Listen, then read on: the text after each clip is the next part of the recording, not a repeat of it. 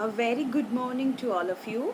This is going to be your first class on poetry. I know you haven't met me in person, and this is going to be our first virtual class.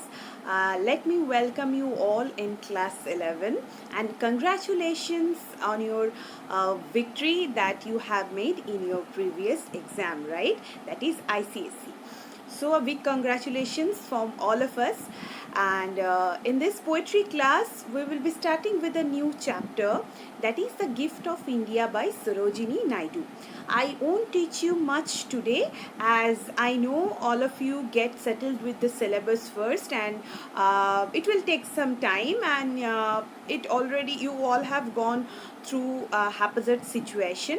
So I won't be teaching you very much today, only two stanzas. But before we begin any poetry, we need to know about the author, about the context on which the poem has been written, and then we should proceed in the poetry. So here also, as we know, The Gift of India, hopefully the book is with all of you. If you have, you can open your book in front of you, and if you don't have, so no need to worry, because I will be sending everything in your study material section and worksheet section, right? So please avail that. And The Gift of India by Sarojini Naidu. Okay, as you can see on the screen, I actually put things on the screen so that you can relate whatever I'm saying with the uh, text that is available in the screen. So Sarojini Naidu was an Indian activist, poet and politician. Okay, and a well-known freedom fighter and a famous orator. She is often known by the she's often known by the monikers the Nightingale of India and Bulbul-e-Hind because of her mellifluous voice. She was one of the most prominent figures in the Indian nationalist movement. She topped her matriculation exams at the tender age of 12. She had a deep love for poetry from a very young age and had a flair of language. Okay, she took her advice and sought inspiration from India's natural beauty and the essence of country's social milieu. Her poems dejected Indian settings like Indian rivers, hills, mountains, and valleys. Her poetry dealt with contemporary Indian life and the common people like beggars. Okay, her first collection of poems was published in the year 1905 under the title The Golden Threshold. Other notable published works of her are The Bud of Time, The Broken Wings, The Feast of Youth. She also wrote articles and essays, Words of Freedom, on political and social issues like women empowerment. Okay, this Gift of India was written in 1915, which was written in the on the context of first World War, which took place between 1914 to 1918. It is one of the patriotic poems of Sarojini Naidu. So let us know first about the poem, then we will go for line by line explanations. The poem The Gift of India is an emotional rendering of a bleeding heart. It is a narrative poem presenting a vivid, dramatic picture of a pitiful plight of the soldiers who laid their lives down in the war.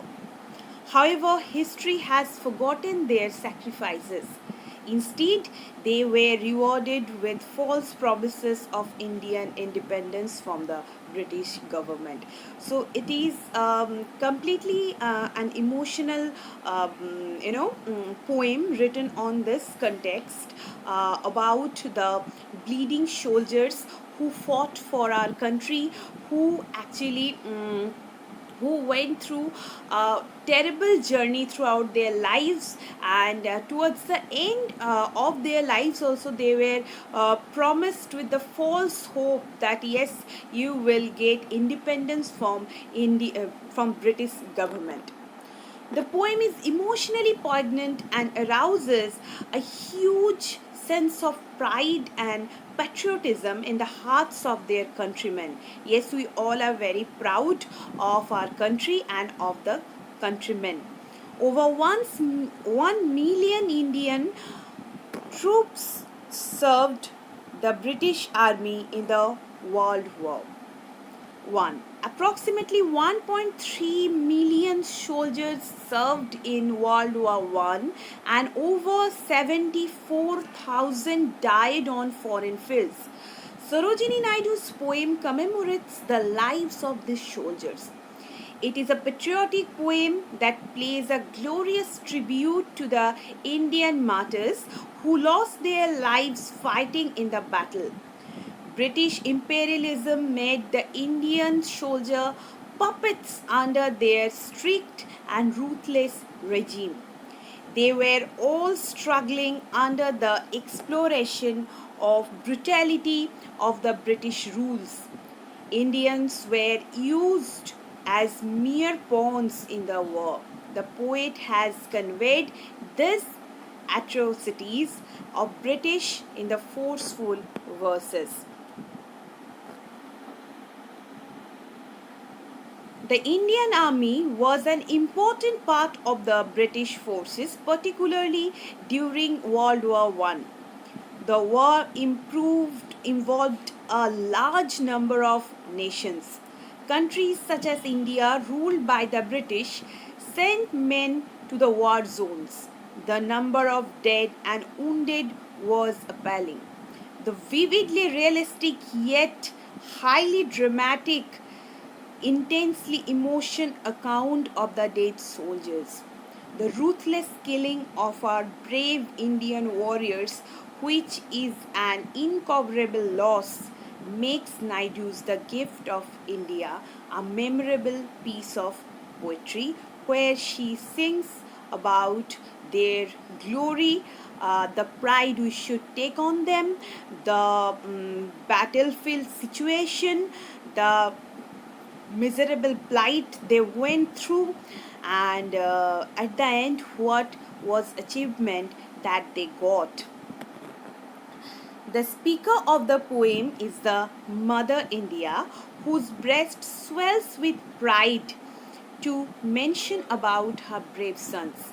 The martyred sons of India will remain immortal forever. She has promptly offered her sacrifice for the honor of the world. However, she also laments the death of her beloved sons who lost the world, who lost their lives in the war. They were unscrupulously deployed by the British to fight the German, even though India was not directly involved on the causes or outcome of the war. The dead bodies of the sons of India lie the blood brown meadows of France and Flanders. Just try to imagine the situation. It was breathtaking.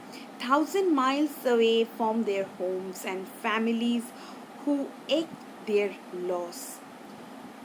Wars were beautiful, the loving and harmonious relation between dead soldiers and their families. The concluding lines exhibit a note of optimism.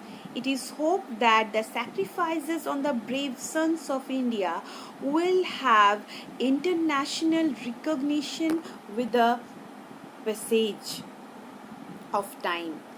Mother India gets a sense of satisfaction, hoping for a better future full of peace and harmony. Why the Indian soldiers of World War I were forgotten, that is being repeated in the poem. The role of sacrifices of Australians, New Zealand, Canadians, and South Africans were celebrated for some time in the books and novel, but even rendered immortal on the celluloid in award winning like a Gallipoli. On the one of the 1.3 million Indian troops who served in the conflict. However, you hear a very little. Though it is a vast story and we can never get an idea how much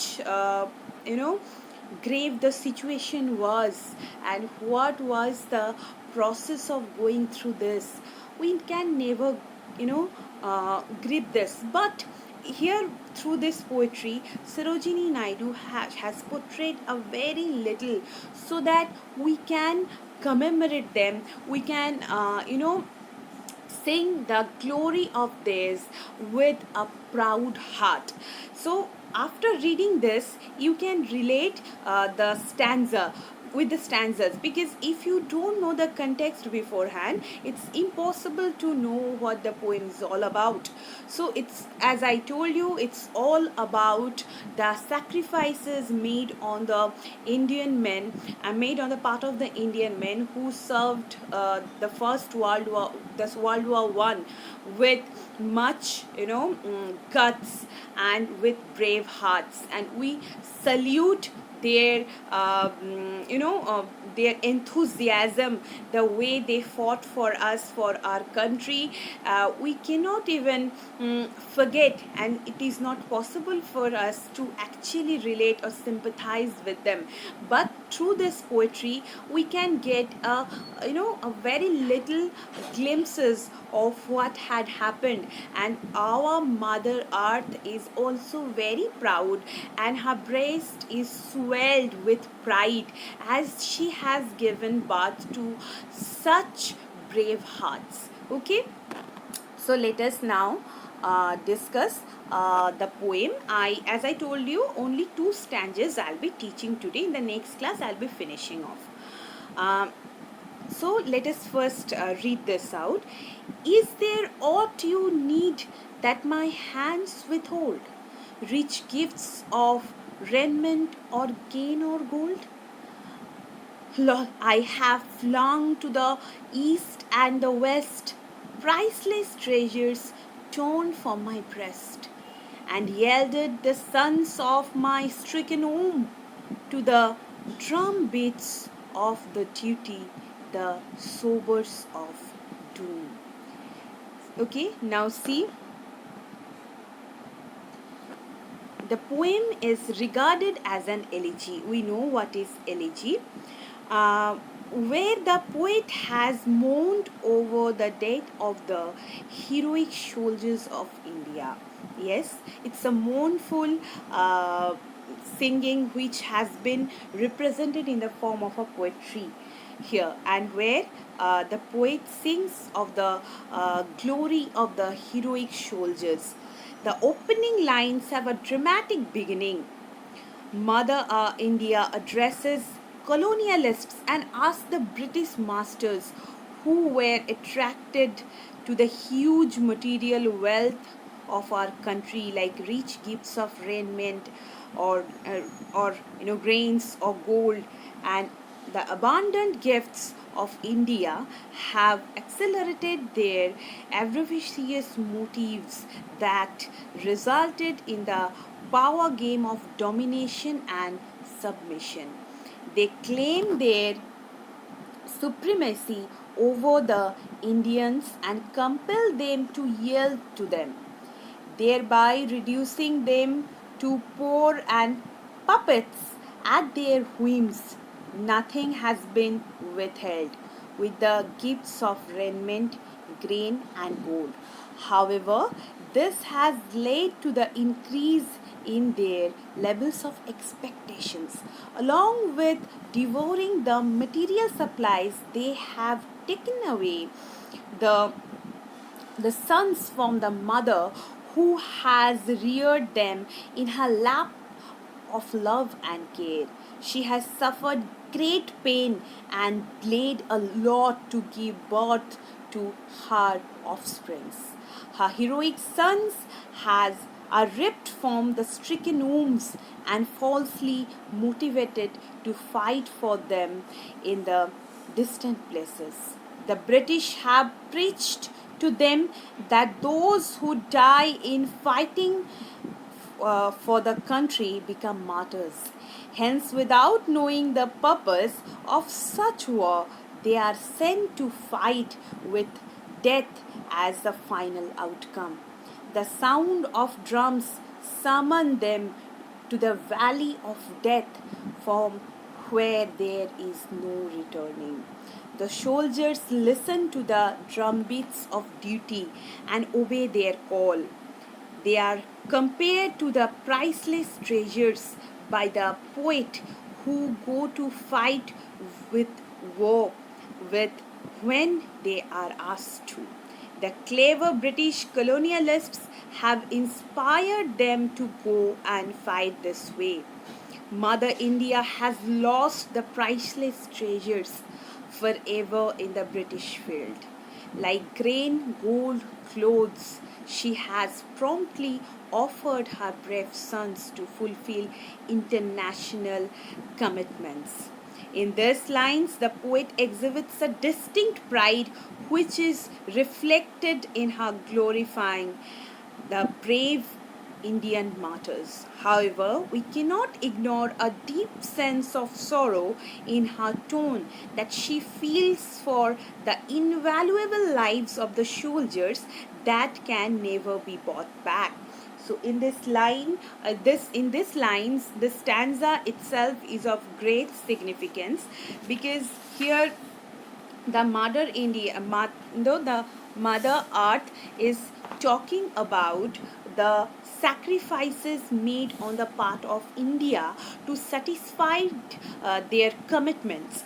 It's not only they only grab our grain, gold, and the clothes, but it also costs nothing but the lives of the soldiers who who were sent to the battlefield with the promise that there will be ending towards the end, and from where there is no coming back, only death is promised to them. Then also they went there, they fought with their brave hearts, and Mother India is bleeding now, which it just try to imagine. Our mother took much plight while she has given birth to us. Likewise, Mother India is also bleeding because she also took the same plight where when she has given birth to such brave hearts, and now she is bleeding at their death, okay, because they were innocent, they have nothing to do with its cause and effect. Then also they had to be the victim of the situation, and they had no other option left except fighting for our own country. And this whole stanza is all about this. It's all about First World War One, how a gruesome experience they went through, how miserable and plightful images were there of death, blood, cruelty, and so on. But they are called martyrs today, and we all are proud of those brave hearts. Let us read the second stanza. Gathered like pearls in their elm graves, silent they sleep by their Persian waves. Scattered like shells of Egyptian sands, they lie with pale brows and brave broken hands. They are strewn like blossoms mown down by chance on the blood brown meadows of Flanders and France. So now let us discuss this stanza. The poet has moved the readers by creating a great emotional appeal in the lines, which are made further fascinating by virtue of their beauty of imagery. She uses smile to compare the dead heroic soldiers to the pearls scattered like shells on Egyptian sands. She mentions about the various wars fought in Persia, now Iran, Egypt, Flanders, that is Belgium, and France, where Indians have been sent to war. She uses apt similes to convey the pathetic picture of the dead soldiers, the lifeless soldiers, like precious pearls, life lie in their alien graves. They are sleeping eternally by the shores of Persia, alienated from their families and friends. The poet laments over their death. They have been snatched from their mother heartlessly and sent abroad to fight without a purpose. The soldiers who have died an unfortunate death resemble the scattered shells on the sands of Egypt.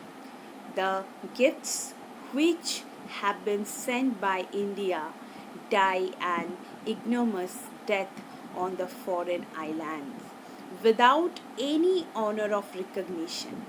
They are lying with several limbs and broken hands.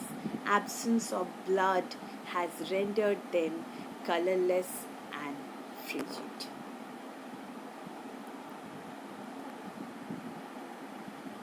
In another beautiful imagery, the poet compares the dead soldiers to the blossoms that have been moved by the chance. The flowers, referring to here the dead soldiers, remain scattered without proper care and attention. The soldiers lie motionless on the blood-stained battlefield, like the carcasses of animals. Our priceless gifts to the British have gone unnoticed, and what we have received in their exchange is immeasurable grief and sorrow. The lines portray a deep sense of attachment the poet has with her country, India. The poet's intense fervor of patriotism is depicted in the beautiful verses. She has described the condition of the poor soldiers on the foreign lands with intense appropriateness and precision. Her use of comparison like pearls, shells, blossoms uniquely convey her deep reverence for the dead soldiers. They are invaluable possessions of India who lie dead on the brown soil in the battlefield. In this stanza, the Mother Earth is crying, and that is well distinctly portrayed in this poem through the poet Sarojini Naidu. She has sent the valuable gifts of India, that is, the soldiers. They were sent to the foreign land to fight for their country in Persia, in France. But what had happened to them? At the end of the day, their bodies lie on the soil with no blood, with no movement, and they were like animals, and they are buried without any reverence. No one is there to show their respect for this brave hearts, but the mother India is bleeding.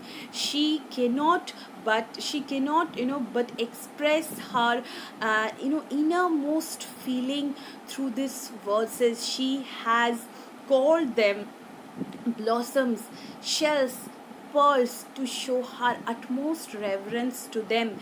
And the intense fervor of patriotism is seen fleeting in every veins of hers, and this is well seen in the poem, in this stanza particularly. And she cannot but just urging the audience just to just to sympathize with the condition what they have gone through. We can never get an single glimpse of that, but through this verse, if we just try to commemorate them with much pride of ours, so that their soul may rest in peace, and she is asking us to do so. So by reading this poem, you will understand what does she want to mean. And all these materials are available for your convenience. I have given everything, and in the next class I'll be just teaching you the poem from the very beginning once again, and I'll be bringing out all the similes and on from the poetry.